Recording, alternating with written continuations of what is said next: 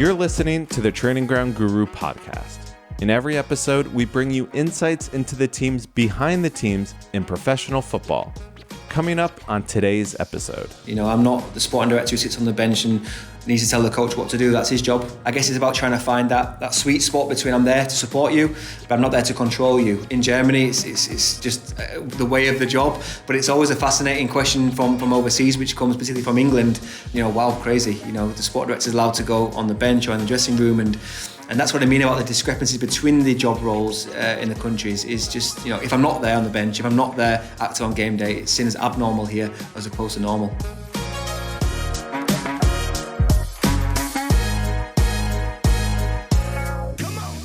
I'm Simon Austin from Training Ground Guru, and our guest on this month's episode is Paul Fernie.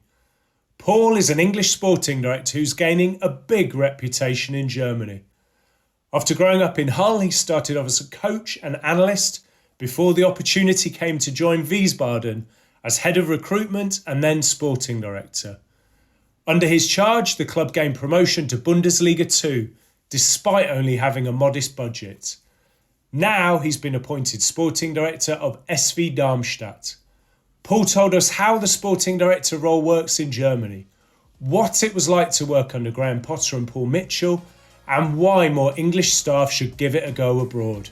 We hope you enjoy this episode, and if you do, please give us a follow via your preferred podcast provider.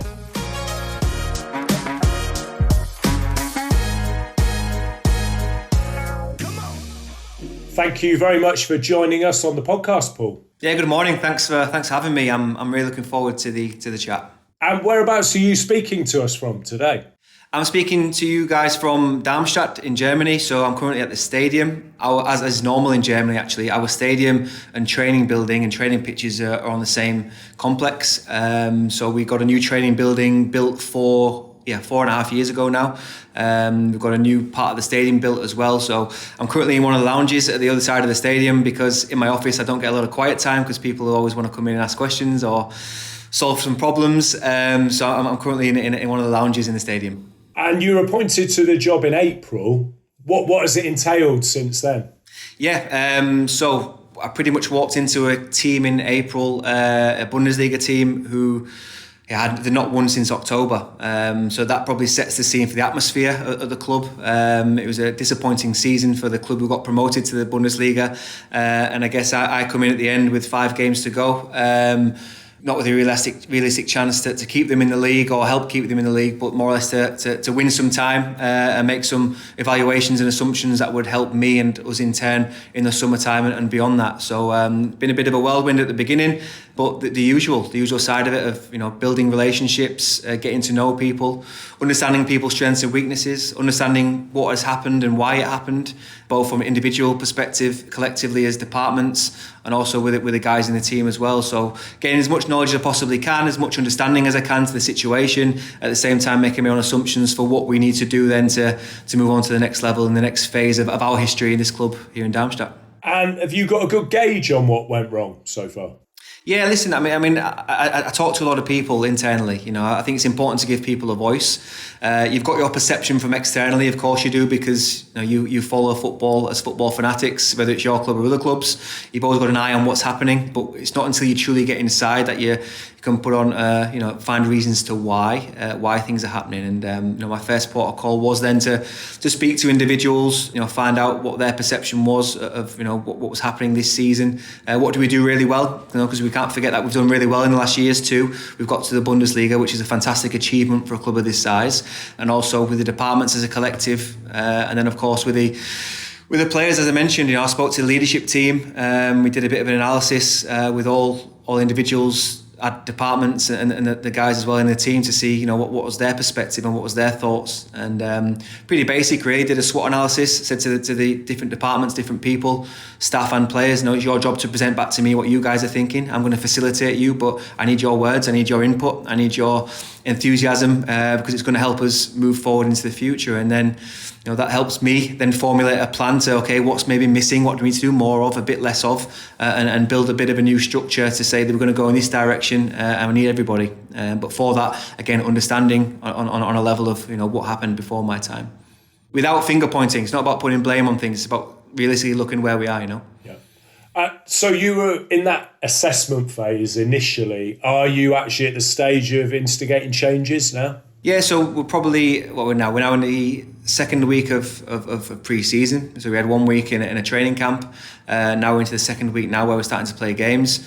I think everybody knows who does this job. There's no summer holidays really, so it gave me a good chance while everybody was away to start to formulate my plan and make some structural changes to the infrastructure of the staff, move certain people out of departments and give them new sort of responsibilities and roles, and just get a bit more clarity really in what was expected and what I expect from my side as well with the staff members. And the guys, to have a feeling that when the guys come back to training, it feels different. Also important for me to not only bring in new ideas for the good of the club, but also try and change the perception and the environment and the feeling of the club at the moment. And you can do that with a squad. Now we had 17 contracts that ran out, which is quite a lot. So you've got a chance to do something different there. You can make changes with the staff, which doesn't always mean changing the staff and letting go of people, which means changing the job roles, as I've just mentioned, and trying to work with people at the start. Then small things around the building. Can you put some new pictures up and paint the walls and change the structure of the day so the guys are maybe, meeting at different times and leaving at different times as opposed to what was before. I'm just trying to change the feeling of when the guys come back. It feels different. Excellent. And have you got a decent budget for Bundesliga 2? Will it give you a good chance of going up? No, listen, we're probably mid-table with regards to our budget, although we've come down from the Bundesliga. The second league is crazy. I think you look at the teams that are in it this season alone, that's coming up to us now. Cologne have come down from the Bundesliga. You've got Hamburg, Hertha Berlin, Schalke, teams like Hanover, Nuremberg. There's some really, Kaiserslautern, some really big traditional clubs where the competition's really high. And I think a couple of times last season, the attendances in the second Bundesliga was higher than in the Bundesliga, for example, and that'll be even more so this season. So with that comes a lot of competition, a lot of financial competition, and that's where we've got to be a team who's creative. We've got to be a team who's innovative and trying to find that competitive edge in other, areas of the club to try and gain that bit of advantage over our competitors. And the sporting director role is becoming more and more common in England now. So I think every Premier League club has got one, or there's a couple who is vacant, but they're looking to appoint. But it's much more established in Germany, it's fair to say. Yeah, it is, and that's one of the reasons I moved over here at the end of 2016, if I'm honest. I felt like in my career, it was two avenues to go through, right? You can become a coach and try and go down that route to become a manager one day, or there's something else on the other side of it. And that other side was a little bit unknown to me still, if I'm honest. But I knew there was a management role out there that is in the continent, as they say, looked like a sporting director. What it entailed and what it actually meant, I wasn't quite sure back then, if I'm honest. But I knew it was something that interested me and piqued my enthusiasm, at least. I made the move over here to see a different structure of a football club. And that showed me then, a different way of working, a different structure, and all the things what I'd seen in the 10 years in England with a manager, for example, with all the pressure on their shoulders, having to decide everything, take control of everything, which can sometimes distract them away from their main job, what they're judged upon, which is winning games and developing football players. And I think the turnaround or turnover of football managers in England at that time was, I think, in average 12 to 13 months you're in the hot seat. So there's got to be a reason for that. And every team talks about finding continuity. And I just felt, maybe with the German model, there could be something to learn that I could develop my own experiences with as well. And that was definitely the case. We had a piece a few years ago from Dave Redding, who was at the FA, and he talked about there being the concept of the unicorn manager in England. And I suppose that's because we haven't had the sporting director as much. So do you think the sporting director is a much more prominent role in Germany? Yeah, I think so. I think it's been here for many years, so I think it's nothing new here. So that the sporting director is responsible for everything which encompasses sport, for one. That you're pretty much one of the two main faces of sport, and you're held accountable for everything you do. There's a lot of media representation involved in the job over here, which goes with it as well. But ultimately, the success of sport falls on your shoulders, and it's your job to employ the right people and get the right strategy in place. I guess it fits this club at this moment in time to try and make sure you get sustained success in the future. And the sporting director here in this country plays a big role in that. Do you think the role is slightly different in Germany to the one we see in England? I know it varies in England, but would you say generally it's different? I think it varies. I think it's difficult for me to say exactly how, because I've never been a sporting director in England, but I've obviously got a lot of colleagues who are in those job roles. I think what I find here in Germany is it's pretty much set in stone with regards to, let's say, a job description and what's expected. and what your role is in this club. I feel like in England, my own opinion is at the moment, you've got quite a few different job titles, you've got quite a few different job profiles, and that maybe creates a bit of a grey area for who's responsible for what. Whereas, in Germany, because it's been here for so many years, it's almost set in stone that there's not, although there is a hierarchy element to it, it's about working together and working with everybody for the good of the club and good of the cause, and there's no ego battle, there's no discrepancies between who's responsible for what, which gives people clarity, gives everyone in the job roles clarity, which I think helps everybody in turn to be successful. So would that term sporting director always be used? Because like you say, in England we have director of football operations, chief football, all sorts of different titles, often without a clear reason why. But Germany, it would always be sporting director, would it? Yeah. So 99% of the time, you've got a sporting director in place, and they say that job role, position, title, I guess, has been in this country for over 20 years and maybe even longer. For whatever reason, I've not quite got to the bottom of it, why it originated here and has stayed so long, longer than any other country. But we certainly look in this country at other models, and I think what I see is from my research is, Simon, that I think every country has got a different meaning to this job role. You've got in Holland the technical directors, in England many different job titles, in Germany in the continent sporting directors, in America MLS general managers. You've got quite a few different descriptions of what it involves, and I think, my opinion, the German model has got it really cut down to say, okay, this is what the role involves, entails, and the expectations of it. And I know Manchester United, they've just brought in Dan Ashworth as sporting director, and they've got Jason Wilcox as technical director. And it's my understanding Jason will be more involved with game model, coaching methodology, things like that. Is that a model you'd see in Germany? Not typically. No, not typically at the moment. There's not many examples of a sporting director, for example, and a technical director. I see the value in it. I see the value in having some help and easing the load, because it's a big responsibility. But I guess you're back to the model which makes sense for your club. You're back to what is expected. Is the role clearly defined, and how do we implement that role to have maximum success? And I think if that looks like a sporting director and a technical director, or a sporting director and assistant sporting director, which is also not uncommon in England at the moment, I guess it's about finding the right people who fit those job roles and the expectancies. That's probably the most important thing. And you do oversee so we're talking academy, recruitment, analysis, performance and medicine, all the football departments within the club. Yeah, correct. Yeah, so from the different departments within the first team, we've actually, as of this season, got a top talent team, which is the under-21 team, which they're going to play in a men's league, which is fantastic for us. It's a new beginning for us in this sense as well. And also the academy, falls under my remit. And one thing I've always been interested in, and people comment on in this country, is the fact you see the sporting director on the bench in Germany on a match day. So will you be doing that, and what is the thinking behind that? Yeah, interesting one. When I first became a sporting director here in 2021, it was one of the first things I questioned, what is the reason for that? And it's pretty interesting, the response I got, actually, because my president at the time said to me, you are the face of sport. You need to be seen to be active and involved in that role. And, ultimately you're judging everything which goes on, and a match day is a huge part of it. So you need to be present, you need to be active, but it's about finding the right meaning for active, I guess. I'm not the sporting director who sits on the bench and needs to tell the coach what to do. That's his job. No, he gets paid for that, and the expectation is that he reaches decisions, and he will be judged upon his decision making at some point. So I guess it's about trying to find that sweet spot between, I'm there to support you, but I'm not there to control you, and that's the way I've always seen that role, really. But here in Germany, it's just not even a topic for people. It's just the way of the job. But it's always a fascinating question from overseas, which comes particularly from England. Wow, crazy. The sport director is allowed to go on the bench or in the dressing room, and that's what I mean about the discrepancies between the job roles in the countries. Is just, if I'm not there on the bench, if I'm not there active on game day, it's seen as abnormal here as opposed to normal. What sort of inputs would you have from the bench then on a match day? I'm just trying to think what they could be. Yeah, so I guess I'm always looking to see what's happening. Are we efficient enough? Is everybody performing to their maximum potential? And I guess everybody entails the squad on the pitch, the players on the pitch, on the bench. Everyone's got their job roles on a match day.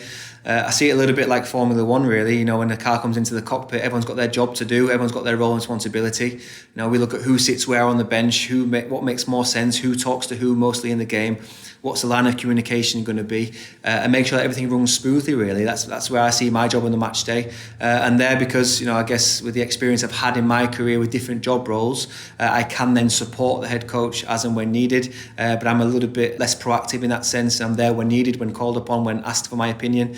But besides that, I'm looking at, you know, what's going on and are we fulfilling our potential on match day to try and get the 3 points. Would you sit right next to the head coach? In the other club, yes, I did. In this club, I decided to sit a little bit further down. I think it's important that the coach can speak to his team in the heat of the moment, and it's important that they've got the line of communication between themselves. So I sit just next to the coaching team at the moment. And I read a previous interview you did, and you were comparing Germany and England, and you said Germany has been ahead in terms of coach education, you think, and England ahead in terms of player development. So, I thought that was very interesting. Could you just talk a little bit more about that? Yeah, absolutely. So I think what we've seen in the last years is a plethora of German coaches who've obviously been successful, obviously in England as well.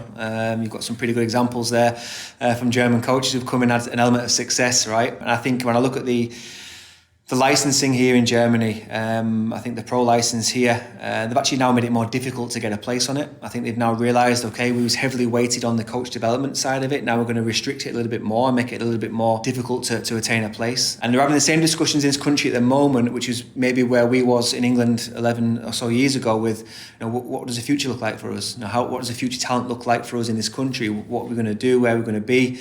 The golden generation is sort of gone in this country, and although they've performed pretty well at the moment in the Euros, in the last 12 months or so, there's been a lot of question marks around what comes next in the player development. And I think you look at our country at the moment in England, where we've, you know, invested in EPPP in the last years, where I think there's a few curious question marks as well at the beginning of that process, but I think it's paid dividends in the end as to where we are now as a nation and the young talent we've developed and nurtured, and obviously give a platform to as well. You know, on the other side of that, the young English coaches, you know, the old argument, are they getting the exposure? Are they getting the chances which they maybe have earned, you know? Or do we typically go for an international coach because they've got more experience? Well, why have they got more experience? Well, because they've had the platform to be able to take the opportunity. So it's a double-edged sword, really. And I think it's an interesting debate to have. And I think we've still got room to grow in England with regards to young English coaches getting that chance, really. I guess down to chance and opportunity. Same with young players. You know, people will surprise you, and how often do you see a young player make a debut and people, whoa, wow, really surprised? Well, don't be surprised. They just need a chance, you know, a chance and a platform and an opportunity, someone who believes in them and gives them the chance to grow and develop. If you don't give people the chance, my opinion, you're never going to find out. And I don't think the German national team's ever had a foreign head coach, or maybe there was, I remember reading 60 years ago or something, but not in living memory. So is the culture very much to give German coaches a chance at all levels? Because I know in England there is a culture of bringing quite a lot of foreign coaches in, especially at the top levels. Yeah, there is. I mean, I think I was reading something around a year ago, and I can't say exactly what it was, but in my head it was something around, when an average international coach comes into England, they have 100 more games, or around 100 more games under their belt as a head coach than a young English coach, which I found really quite fascinating. You know, that's probably a reason as to why they're getting the jobs, because they're more experienced. Whereas in German football, I guess you've got the second team format, so under 23 teams play in the professional league. So in the third league in Germany last year, I had Freiburg second team, Dortmund second team, Hanover have now gone up into the third league. So they're playing real football, you know, against men in a tough league that's televised, that's got exposure. They get exposed to so many different things, and you know, obviously the young coaches coach in that league as well. So it's not as if they're not getting exposure at a high level. Is that a reason why they excel a little bit quicker or accelerate a little bit quicker? Possibly, because the exposure's there, the chances there, and they're playing in a real men's league. Yeah, it's tricky in England with the pyramid, isn't it? Because we did a story yesterday that there's going to be another cup competition where 21s can play against senior sides. So I think they're constantly trying to think of ways, aren't they, to achieve that senior competition for young players. But it's difficult without the B teams and with the pyramid. What's really interesting is that, you know, if you've got a pretty established up and coming coach in a Premier League under-19s team, for example, At what point do you then think about loaning that staff member out to a different country to gain experience, or to a different league to gain experience? We've seen player loans happen for years. Can you start to loan out staff members? I think it's an interesting thing. We've got to solve a problem somehow. In my opinion, we've got to solve that problem of how do we expose the coaches to more minutes, to more environments where they're going to be at the senior level and ready to perform, as opposed to it's the unknown. We prefer to go somewhere else. What can you do? I'm a big keen believer on problem solving, and I think that's probably one we've got to try and solve as a nation. And something I've not touched on yet, but probably a lot of people listening are wondering, is how an Englishman has ended up in Germany as a sporting director. So I probably should have touched on that at the start, but could you just tell us about that, please? Yeah, interesting one. So I worked for 10 years in England, different job roles, coaching roles, performance analyst roles, scouting roles. And then my second to last head coach in Blackburn Rovers was Paul Lambert. And Paul came in at the time with his experience, obviously, as a player, not only in Celtic, but before that in Dortmund, winning the Champions League here. And he came into Blackburn with a fresh mindset, other ideas. Again, he did his coaching badges in Germany, which I found quite interesting still. And he just came in with different structures to his daily working and different ideas, and it was quite refreshing to be a part of that. Learned quite a lot from him in that short period of time when he was at Blackburn. When he left in the summertime of 2016, he called me and said, listen, do you have the aspiration, or do you have the ambition one day to work abroad? Because he's got some contacts in Germany and would be interested in making the step over. So listen, sliding door moments you can't control. I didn't have any say in Paul getting the job at Blackburn at that time in the job role I was in, but that shaped and formed the last 7 or 8 years of my life to where we are now. And I've had some fantastic experience off the back of that decision. I think at the time a lot of people did not understand why I'm doing that, why I'm leaving Blackburn, such an established club with great facilities, to go to a third league club in Germany, which I couldn't pronounce the name of. I didn't know the league, didn't know the language, didn't know the culture. But as I mentioned, there was rhyme and reason towards why I did what I did, be exposed to a different structure, hopefully learn a new language and test myself socially and culturally as well. So in my mind, I couldn't lose. If it doesn't go well on the pitch, at least I've learned a new skill set on the other side of it. So that was pretty much my mentality and mindset. And lucky for me, it paid off. We had a successful time there. I think we got promoted to the second Bundesliga in my third season using young German players, and that's when the call from Red Bull came and the interest on that side of it. So yeah, again, sliding door moments, meeting people at the right moments at the right time. Does it happen organically, or is it something there in the higher powers? I'm not sure, but it's definitely something that's reoccurred in my career a lot. Been influenced by people and meeting people at the right times, and I guess it's due down to what influences you allow into your life as well, good and bad.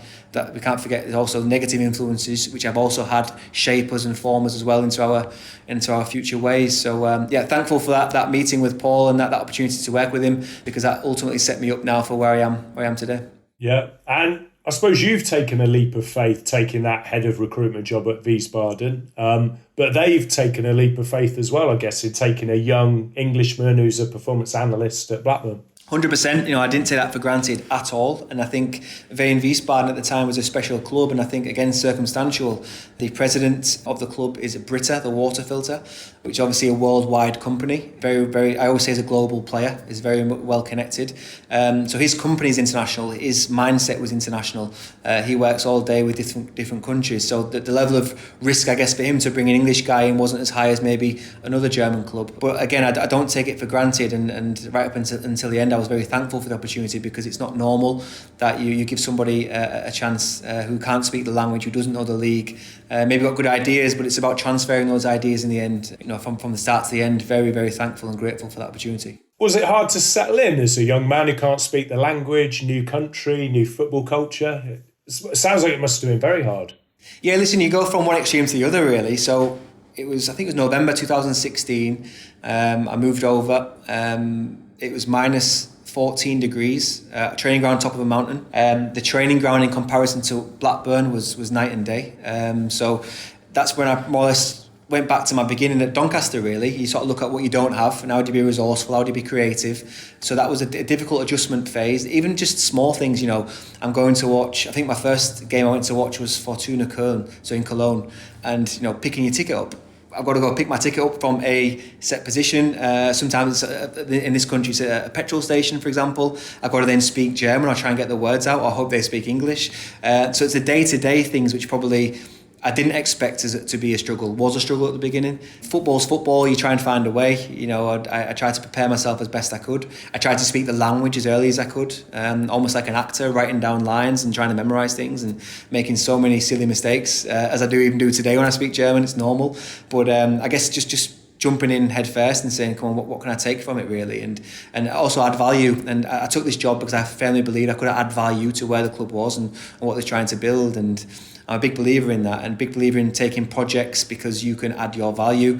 You can work how you want to work, and you can work with good people. I don't think it's about chasing the lights or chasing the money all the time. I think it's about making sound decisions based upon people and a project.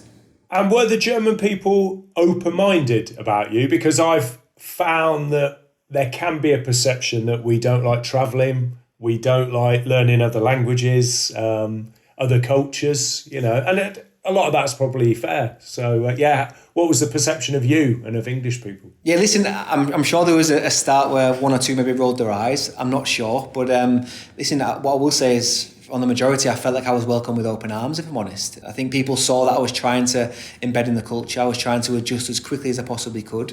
I didn't want to be the English guy who only talks English. I didn't want to make people feel uncomfortable in their country. I was very conscious of that. But there's all sorts of things which come with that, and the challenges which come with it. But I guess when you talk about stigmas of cultures, it's quite funny because we're known to the German people as English people, sunburn, drinking beer, and fighting. That's the three things we're known as. And I always say, look, I really love boxing, but I'm not much of a fighter. I don't drink that often, but I've got to put my hands up. Sunburn, I'm pretty a candidate, a good candidate for sunburn. But I guess it's challenging those cultures, right, and trying to find out, what works. And coming from England, I was very conscious of not saying everything we do in England is better than what we do here. And I guess no matter where I've been, also in America was the case as well. Trying to adjust to a new culture, bring your ideas, but also being open enough to accept things that we don't always do everything right in England, or we don't always do everything right in Germany, and trying to find that sweet spot and balance between bringing everyone's experiences together, again, for the good of the project to try and be successful. And I was interested in looking at your career. So you started out coaching, then you've gone into analysis, which is quite different. Then, there's other similarities, but then you've gone into recruitment, and then you've gone into sporting director. So has it been hard moving into those different areas? And how did that happen? Yeah, I guess going into performance analysis, I'd probably say I stumbled into it at the beginning, if I'm honest. So I started my coaching badges. I was lucky enough to get a job at Leeds United at the satellite centres at the time, working for the local FA as a skills coach, going into schools. And then again, those sliding door moments. I met Sean O'Driscoll at 20, and he was good enough to give me my chance to become a performance analyst at Doncaster Rovers at the time in League One. I was studying at the time too, so I did it 1 year as a volunteer, and that propelled me into, I guess, the football life is a better way to put it. But that moment of meeting Sean again, that opportunity, although I didn't quite know, if I'm honest, what a performance analyst was. I guess it was pretty new then. We're talking 17 years ago now, so it was a pretty new way of, I guess, analysing games. And I guess coaches had done it for years with DVDs and videotapes, but actually employing a set person, then it was pretty much at its infancy still. And Sean had the foresight to see that as a value added for the club at the time. And I had to learn to then use a computer and cut video and try and adjust socially to a professional environment, which I had a great support network around me at that time with Sean as the head coach, with Richard O'Kelly as the number 2, very experienced and a great person. Lee Butler as a goalkeeper coach who's been around the block in football all his life and taught me the streetwise side, I guess, to football. And that was a moment, I guess, at 20 years old, that opportunity shaped and formed me again for everything which I am today. And that relationship with Sean was quite unique for me, and somebody who gives responsibility out, lets people make their decisions, gives people a voice, lets the experts take responsibility for their day-to-day workings, really, and working as a team, understanding what people can and can't do, strengths and weaknesses, and puzzling it all together as a team. And I think you look at that team we got promoted in my first year to the Championship, and sustained our championship status for 3 years, in a league which was full of heavy hitters. We had no right to be in that league, really. And testament to Sean and the work and the structure which he built over years, which I was really, really lucky and fortunate to be a part of. Because I guess it's not a glamorous club, is it really, Doncaster? But it was quite forward-thinking then at that time. Absolutely. In terms of processes. Yeah, and Sean, again, I can't wax lyrical enough about him and as a coach and a person, because he understands himself to 100%, and he builds people around him to complement what he can and can't do. And I think that was the first time I really saw, okay, maybe having a set weakness is not always a big failure or a big problem. Everybody's got things they can and can't do, and it's about building that jigsaw puzzle together and having people around who can add value again, but also finding people who take responsibility. And it's ruthless, it's sink or swim. It's not for everybody, this performance culture, because there are things which come with it which it's so emotional. It's such an emotionally driven environment. But Sean always tried to rip the emotion back and give onus and responsibility to people, not just staff members but also players. And that probably formed, unbeknown to me at the time, the way I am as a sporting director today, and the type of leader I guess I am, and my leadership style. I suppose there's luck in meeting people like Sean and like Paul Lambert and getting those opportunities, but then you've got to be open to them and also take them and make the best of them. Yeah, I've always been that way though, I think. My mum always says I was a child who asked why all the time. Why are we doing this and why is that? And that probably hasn't stopped, and I'm now 37 and I still ask the same questions. I'm inquisitive as a person. I always want to know the rhyme and reasons behind what we're doing. Very structured, very analytical. I think that goes with our job and what we do and what's expected of us, really. But I think that curiosity, what I've got, is to keep having new experiences, keep meeting new people. There's a whole plethora of people before my time who've also left the country and experienced different countries and different cultures in different walks of life, and I think that can only help people, not only a job role as mentioned, but also as a person. And I think if we can keep developing as people and keep trying our best to put our best mindset forward to learn as much as we possibly can, and be open to learn things and open to make mistakes and get back up again and keep trying to make good decisions. And I think that holds people in good stead in regardless of what you do in life to keep moving forward. Another significant person, I think, in your career is Paul Mitchell. And it's quite interesting because we've had quite a few people on the pod who he's influenced and mentored, like Natasha Patel, talked about him, Lawrence Stewart.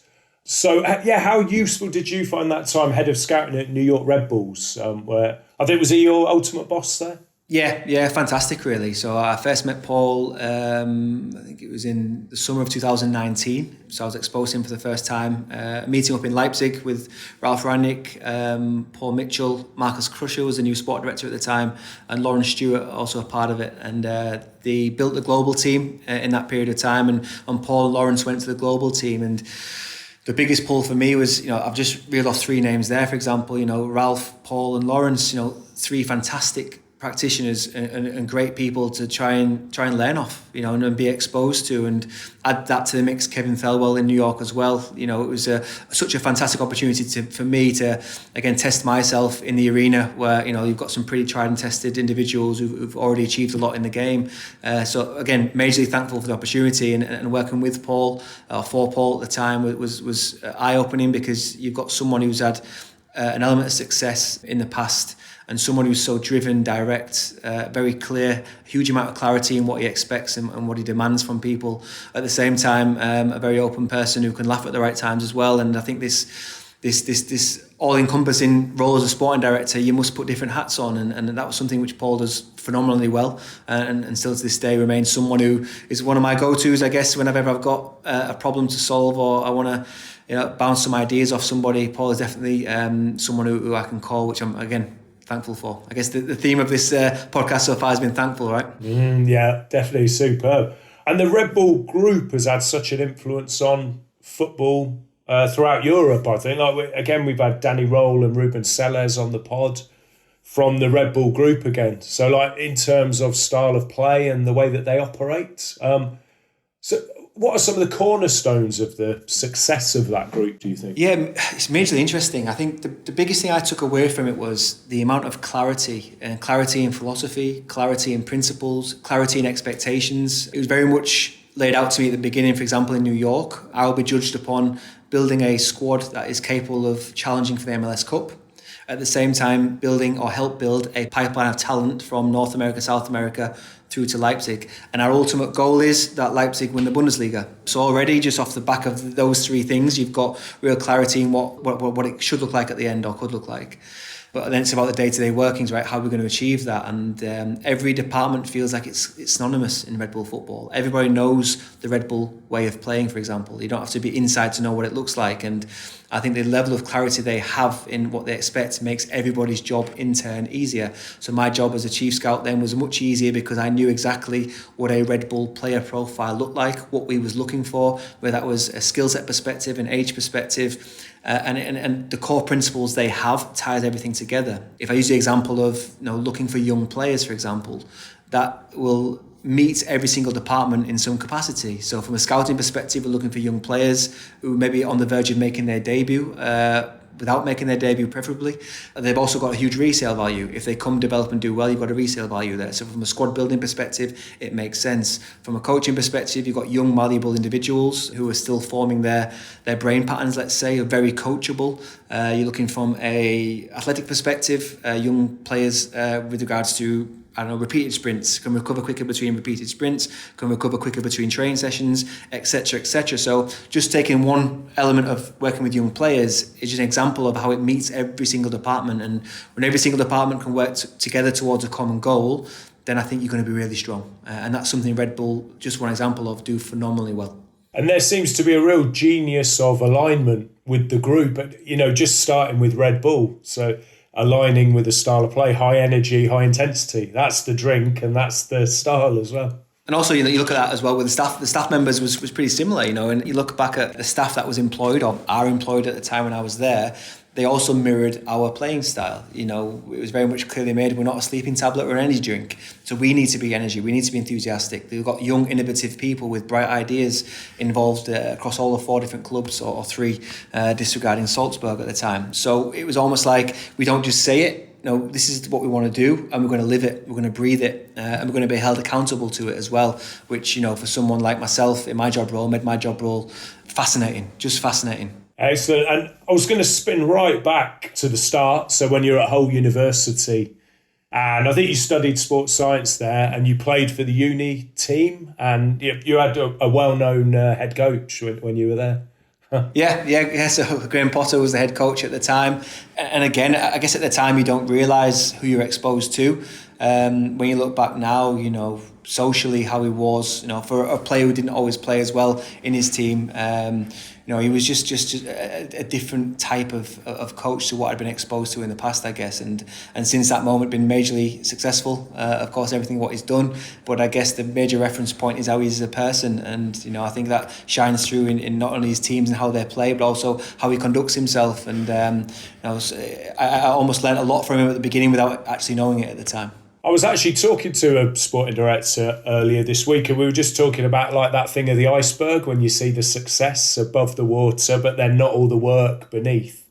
And he actually used the example of Graham Potter. So, he's the head coach of a uni team. He was, I think, 4th division in Sweden on very low wages, and we just see him as a Premier League manager now. But a hell of a lot of hard work has gone in, and he didn't know the success was going to come, did he, at the start when he was doing that? That's it. And I guess it's finding those people, it's quite a special skill set to have, to be able to jump into something new and see it through without knowing where it's going to take you. And I guess that's elite sport in general. You never quite know where it's going to take you, in which direction. Again, reference point, hugely emotionally charged.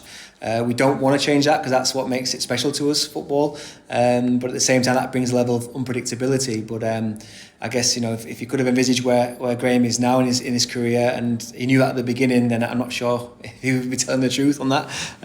But he's shown and paved the way for people like myself to go into international waters and try and be a success. I referenced earlier on, there's many coaches who've gone abroad, and Graham's one of them, and he's one of the people in my mind to say he's gone abroad, sustained a new culture and learned, developed himself, jumped into something new head first, and of course where he is now is testament to everything what he is as a person and the skill set he's got.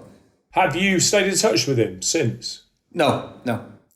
You can't keep in touch with everyone, can you, obviously? I suppose you look on with interest to see what he's doing and vice versa. Yeah, brilliant. What are your ambitions for the future? Do you see yourself as a German now, or would you like to come back to England at some point? Yeah, I'm not giving up my English passport just yet. I'm going to hold on to that. But listen, I'm someone who just enjoys, again, the project really. And I think it's the same as talent. I've said many times, talent is everywhere in the world. You just got to look for it. And that's the same with opportunity. Opportunities everywhere in the world. You just got to be open enough for it. But I feel really at home here in Germany. I really enjoyed the football. I really enjoy the structure of a football club. I really enjoy the responsibility and what comes with it. So, from that perspective, I'm not against staying in Germany for the next years and hopefully having a success here at this football club where I'm at now. And that's, for me, the most important thing right now, to try and sustain myself in this football club and bring this football club back to hopefully where we was last season in the Bundesliga at some stage. But at the same time, being realistic as to the league we're in, the challenges we've got and what we're about to face. Oh, that's brilliant. Thanks so much for your time, Paul. Thank you. Thank you for listening to the Training Ground Guru podcast. We'll be back next month with another episode. In the meantime, you can follow our latest updates on the website and on Twitter @ground_guru.